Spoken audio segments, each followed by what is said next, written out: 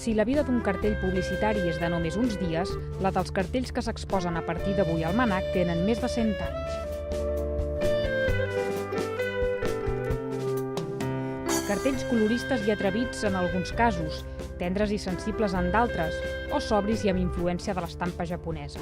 Els cartells reflecteixen els gustos, la moda i els somnis de l'època. La majoria de les obres se situen al voltant del 1900, any en què es va produir l'eclosió del cartell com a mitjà d'expressió artística. Cartells per anunciar obres de teatre, exposicions o espectacles de cabaret, passant per productes com ara galetes, cigarrets, begudes de cacau o fins i tot un sanatori per sifilítics. Els cartells, que estaven pensats per un ús efímer, superen la funció publicitari per a la qual estaven concebuts per passar a convertir-se en autèntiques obres d'art.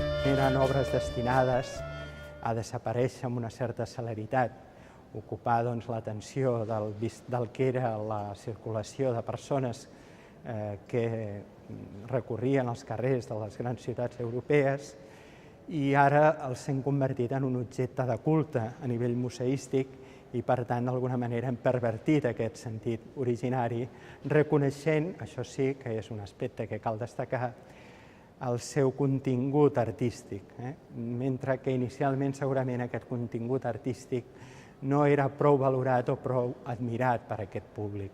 Com que la vida dels cartells havia de ser curta, la qualitat del paper en què es feien també era bastant baixa.